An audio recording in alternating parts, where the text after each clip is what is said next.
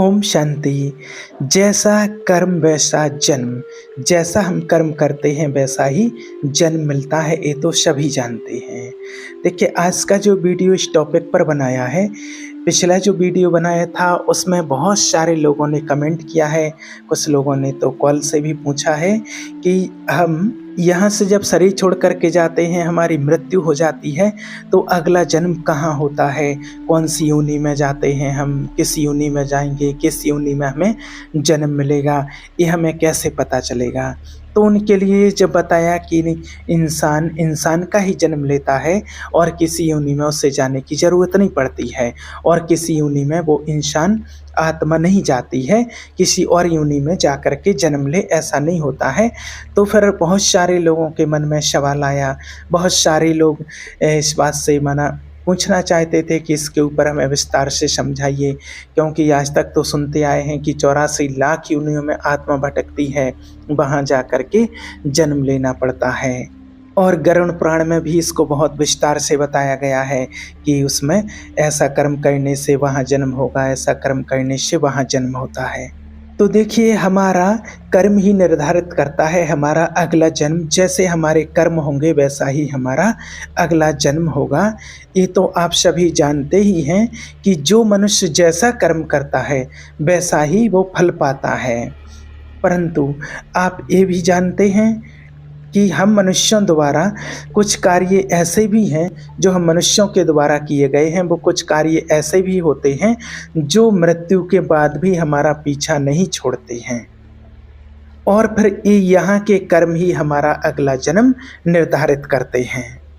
ये तो सभी जानते हैं कि यहाँ पर हम जो कुछ भी कमाते हैं, जो कुछ भी हमारा धन संपत्ति प्रॉपर्टी होती है, वो जो हम जीवन भर कमाई करते हैं, वो सब कुछ हम यहीं पर छोड़ करके जाते हैं। ये तो हर मनुष्य आत्मा जानती है। उसके साथ में जाता है तो सिर्फ उसका कर्म जाता है, और वो कर्म ही जाता है उसके साथ में, और उस आत्मा को अगला जन्म कहाँ मिलना है, कैसा मिलना है, वो उसके कर्म के आधार पर निर्भर करता है। तो आज आपको इसकी जानकारी विस्तार से बताएंगे कि कैसे हमारा कर्म हमारा जन्म निर्धारित करता है, और क्यों किसी और योनि में नहीं आपको जाना पड़ता है, और सारे कर्म मनुष्य योनि में ही रह करके आत्मा कैसे भोगती है।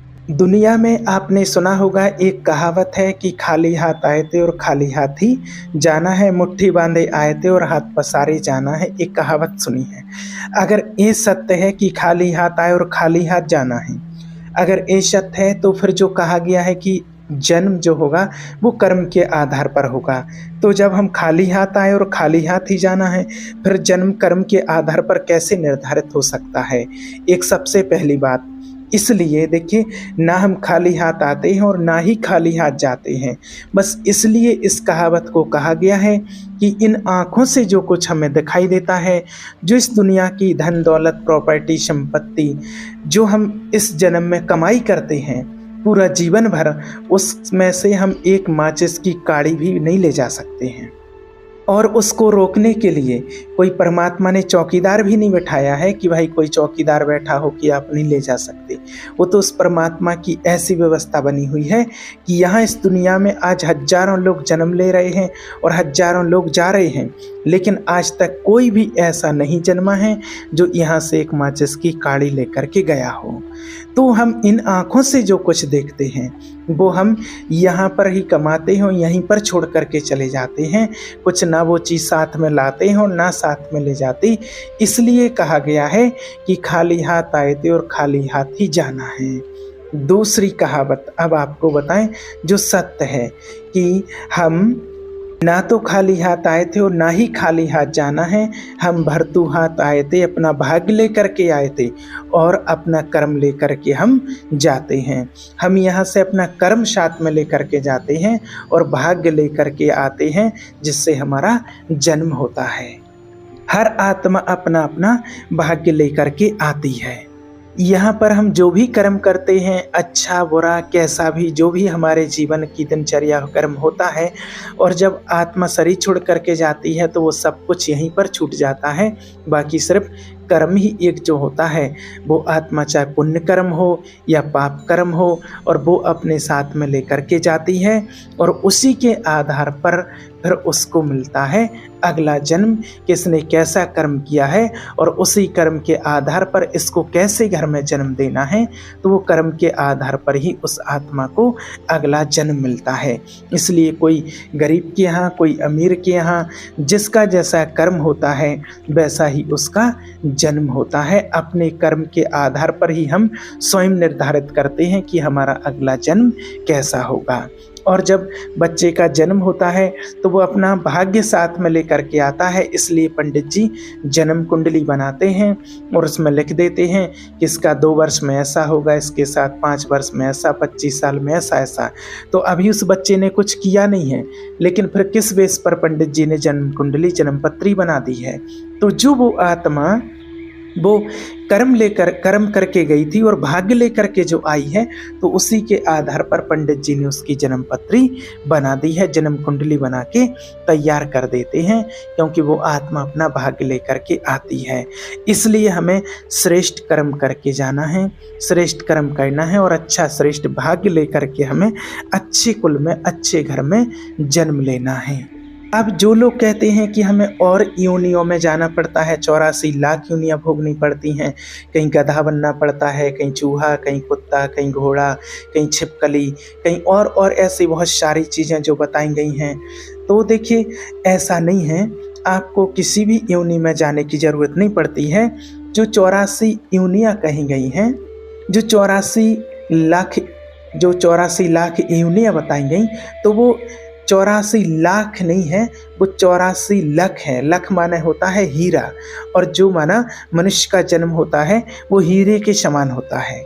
और हम जैसा चाहें अपने मनुष्य जीवन को बना सकते हैं। हम कौड़ी जैसा भी बना सकते हैं और हीरे जैसा भी बना सकते हैं, वो मनुष्य आत्मा के ऊपर निर्भर करता है। 1 मिनट के लिए आपकी बात मान भी लेते हैं कि हाँ, मान लीजिए कि 84 लाख योनियों में अगर आत्मा जाती है, तो सोचिए कि अगर एक मनुष्य आत्मा ने यहाँ पर जन्म लिया और फिर उसकी मृत्यु होगी, और मृत्यु के बाद वो आत्मा 84 लाख योनियों में जाएगी। अब यहाँ पर रोज हजारों लोग जन्म ले रहे, लाखों लोग जन्म ले रहे हैं और लाखों लोगों की मृत्यु हो रही। अगर वो लाखों लोगों की यहाँ से जो मृत्यु हो रही, अब वो आत्मा जाएगी 84 लाख योनियों में। सोचिए कि अगर एक आत्मा यहाँ से जाएगी और वो 84 लाख योनियों में होकर के फिर उसका एक जन्म मनुष्य का होगा, तो फिर उनका जन्म अगर ऐसा होता है 84 लाख योनियों के बाद, तो यहाँ सोचिए अभी जैसे मान के चलो आज यहाँ से 10 लोग चले गए हैं और अब उनका जन्म 84 लाख योनियों के बाद हो गया, यानी कि एक योनि को अगर 1 साल का भी मान लेते हैं, वैसे तो 2, 5, 10, 25, 50 साल की योनि होती है, लेकिन अगर हम 1 साल का ही मान लेते हैं एक योनि, तो सोचिए यहाँ से जो मनुष्य गया है आत्मा, और वो 84 लाख साल के बाद फिर उसको एक जन्म मनुष्य का मिलेगा। तो यहाँ से जो इतने लोग रोज जा रहे हैं, तो फिर तो आज जनसंख्या कम हो जानी चाहिए थी, क्योंकि 84 लाख साल के बाद उसको फिर जन्म मिलेगा, लेकिन जनसंख्या तो दिन प्रतिदिन बढ़ती जा रही है। इससे सिद्ध है कि और किसी योनि में नहीं जाते हैं। दूसरी चीज, अगर किसी मनुष्य आत्मा ने कोई गलत काम किया है, किसी ने कोई गलत काम किया है और उसके बाद फिर उसको अगली किसी अन्य योनि में भेज देते हैं उसको दंड भोगने के लिए। किसी ने बुरा काम किया तो कुत्ता बना देते हैं, तो अगर कुत्ता बना दिया, गधा बना दिया, अगली बार जब उसका जन्म हुआ तो क्या उस कुत्ते को एहसास होगा कभी कि मैंने कोई गलत काम किया था इसलिए मुझे कुत्ता बना दिया गया है? कभी एहसास होगा उसको? कभी नहीं होगा। अगर कोई मनुष्य योनि में ही उसको कोई दंड मिलता है तो ज़रूर उसको एहसास होता है। और कई लोग कहते भी हैं कि भाई इस जन्म का तो पता नहीं पिछले जन्म में हमने क्या किया था जिसका दंड हमें अभी मिल रहा है। तो इंसान को एहसास होता, किसी जानवर को एहसास नहीं होता, तो उसको क्या एहसास होगा कि मैं पिछले जन्म में कोई बुरा कर्म करके आया हूँ। तीसरी बात, मान लीजिए अगर 84 लाख योनि में आत्मा जाती है कष्ट भोगने के लिए, 84 लाख योनि में जाती है, यानी कि एक जन्म में उसने कोई बुरा काम किया, उसकी मृत्यु होगी, वो आत्मा अगली योनि में जाएगी, कुत्ता बनेगी, घोड़ा बनेगी, गधा बनेगी, गिद्ध बनेगी, छिपकली, सर्प, सब कुछ बनेगी। किस लिए वो जा रही हैं? दंड भोगने के लिए, कि यहाँ पर जो गलत काम किया है उस गलत काम का दंड आपको इस योनि में भोगने के लिए जाना पड़ रहा है। तो फिर जब हम दंड भोग करके आत्मा आ रही है, इतना 84 लाख योनि में इतने इतने कड़े उसको दंड मिल चुके हैं, इतनी सजा उसको मिल चुकी है, और फिर जब उसका मनुष्य का जन्म होता है अगला, तो फिर मनुष्य का जन्म तो बहुत अच्छा होना चाहिए, बहुत सुखी होना चाहिए, एक राजकुमार की तरह होना चाहिए, बहुत सुखमय और खुशी से जीवन व्यतीत होना चाहिए। लेकिन आज आप देख रहे हैं यहाँ कोई भी इंसान सुखी और निरोगी नहीं है। जन्म नहीं ले पाते उसके पहले ही गर्भ में उनका ट्रीटमेंट शुरू हो जाता है, इलाज शुरू हो जाता है। बच्चा जन्म लेता है, जन्म लेते ही साथ इलाज, पूरा जीवन भर दवाइयाँ। आज यहाँ किसी भी इंसान को बता दीजिए कि कोई व्यक्ति बना बिल्कुल सुखी हो, निरोगी हो, ऐसा कोई है जो 100% सुखी हो, निरोगी हो, कोई रोग ना हो। आज जन्म लेते ही साथ अपंग पैदा हो रहे हैं, अंधे पैदा हो रहे हैं, और कितने ही सारे यहाँ पर कष्ट भोग रहे हैं, बीमारियों के रूप में कष्ट भोग रहे हैं। आज आप हॉस्पिटल में चले जाइए, कितना कष्ट, कहीं कैंसर की बीमारी, किडनी फेल, तरह तरह की बीमारियाँ लगी पड़ी हैं। हर घर में पेशेंट है, कहीं ब्लड प्रेशर, कहीं शुगर, कहीं तमाम चीज़ें। तो जब हम 84 लाख योनियों में इतना कष्ट भोग करके आए हैं, फिर यहाँ पर इतना सारा कष्ट किस लिए मिल रहा है? तो इससे सिद्ध होता है कि मनुष्य आत्मा और किसी योनि में कष्ट भोगने नहीं जाती, उसको मनुष्य योनि में ही रह करके सारे कष्ट भोगने पड़ते हैं। चौथी बात, आज तक जैसे किसी बच्चे का जन्म होता है, किसी का भी जन्म होता है, तो आज तक किसी ने आपको ये बताया कि मैं पिछले जन्म में गधा था, घोड़ा था, कुत्ता था, मैं वहाँ था? ऐसा कभी किसी ने बताया? वैज्ञानिक इस चीज़ का साइंस भी रिसर्च कर चुकी है पुनर्जन्म का, कि मनुष्य आत्मा का जन्म मनुष्य का ही होता है और किसी योनि में नहीं जाती है। आज कई बच्चे, इनको ये तो याददाश्त रहती है, ये याद तो रहता है, आप भी जानते हैं कि कई लोगों ने कहा होगा मैं पिछले जन्म में वहाँ था, मेरे 2 बच्चे थे, एक बच्चा था, मेरा जन्म वहाँ हुआ था।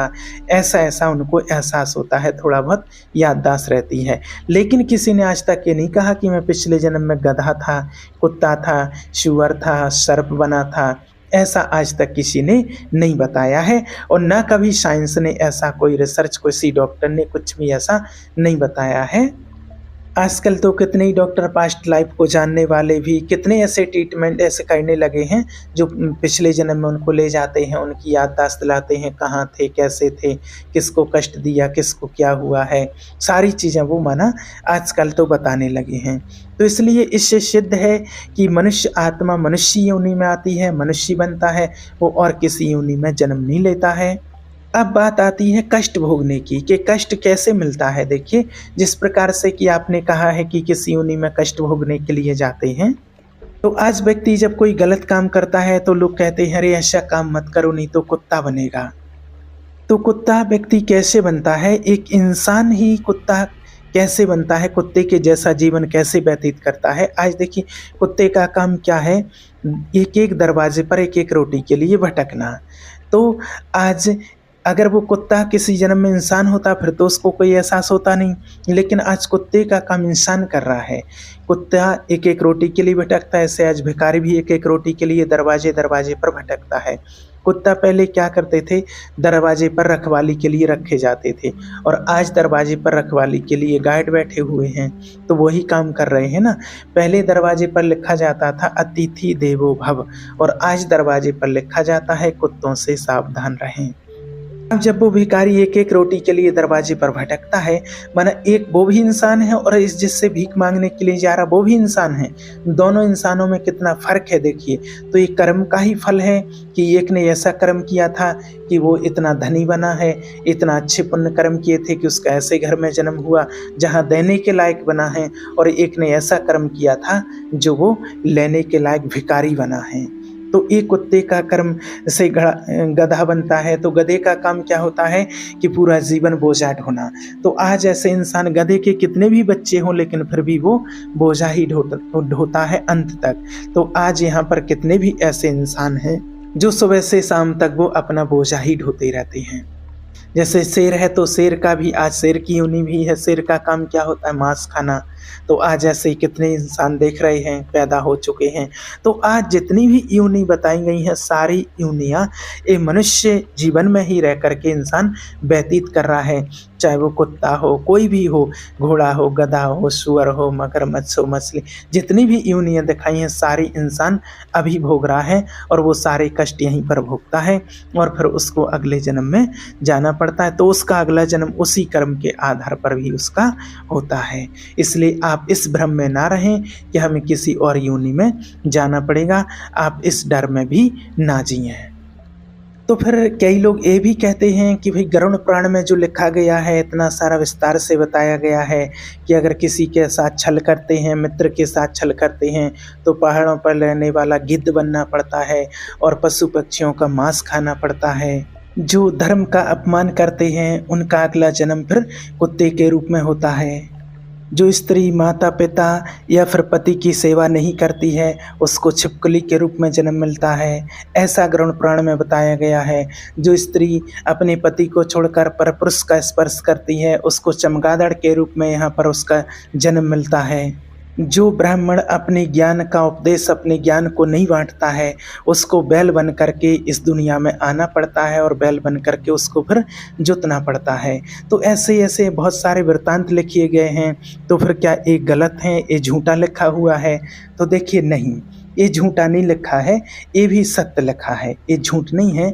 देखिए जब हमारे ऋषि मुनियों ने ये शास्त्र लिखे हैं, जो पुराण लिखे हैं, तो द्वापर युग में जो ऋषि मुनि होते थे, संत महात्मा होते थे, वो त्रिकालदर्शी थे। उनको त्रिकालदर्शी कहा जाता था कि वो आने वाले भविष्य का ज्ञान रखते थे, कि आने वाले भविष्य को वो देख सकते थे कि आने वाला समय कैसा होगा और आने वाले समय में लोग कितना अत्याचार करेंगे, कितना पाप करेंगे, कितना एक दूसरे के साथ छल करेंगे।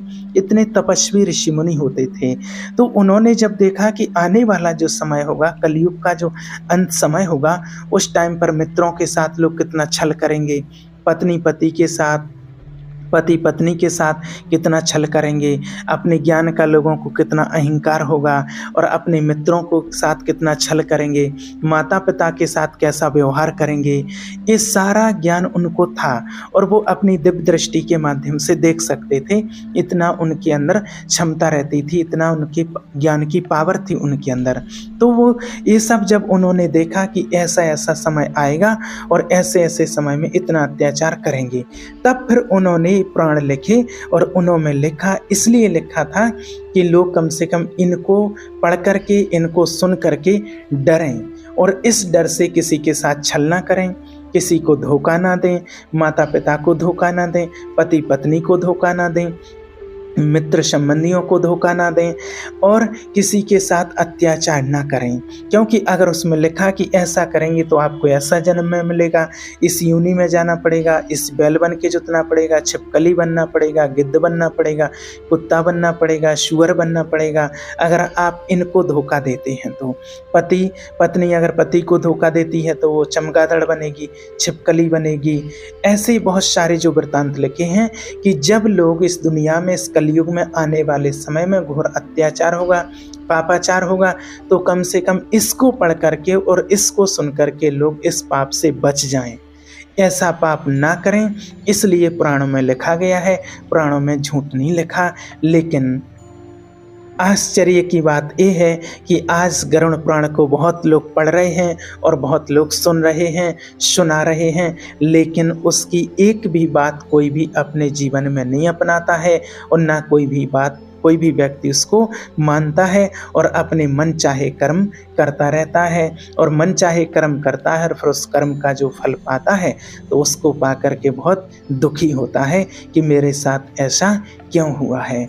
गरुड़ पुराण जब अंतिम शैया पर व्यक्ति जब लास्ट स्टेज पर होता है उस समय सुनाया जाता है, तो उस समय क्या सुनेगा, उसको कुछ सुनाई नहीं देता है, ना वो अपने जीवन में अब क्या परिवर्तन कर पाएगा जब उसका लास्ट समय आ गया है। तो ये सारे पुराण अगर पहले पहले से पढ़े जाएं, अपने जीवन में उतारे जाएं और इनकी शिक्षा ली जाए तो जीवन अति उत्तम और धन्य हो जाएगा। लेकिन आज ना तो सुनाने वाले उतारते हैं और ना सुनने वाले अपने जीवन में उतारते हैं और अपने मन चाहे को कर्म करते रहते हैं और फिर उसका फल भी पाते रहते। इसलिए आप इस निश्चिंत रहें इस बात से कि उसमें भी पुराणों में कोई गलत बात नहीं लिखी है, ये हमारे मनुष्य आत्माओं के हित की ही बात लिखी है, लेकिन उस पर कोई आज अमल में उसको नहीं लाते हैं, इसलिए परिवर्तन नहीं आ रहा है। इसलिए आप श्रेष्ठ कर्म करें, जैसा आप कर्म करेंगे उसी के आधार पर आपका अगला जन्म होता है और मनुष्य योनि में ही आपका जन्म होता है। इसलिए परमात्मा को याद करें, पाप कर्मों से बचें, जो भी अभी तक हो गया है उसके लिए परमात्मा से माफ़ी मांगें, प्रायश्चित करें, आगे के लिए वो भूल ना करें और आगे के लिए अच्छे श्रेष्ठ कर्म करें तो आपका जन्म अगले अच्छे घर में ही होगा। ओम शांति।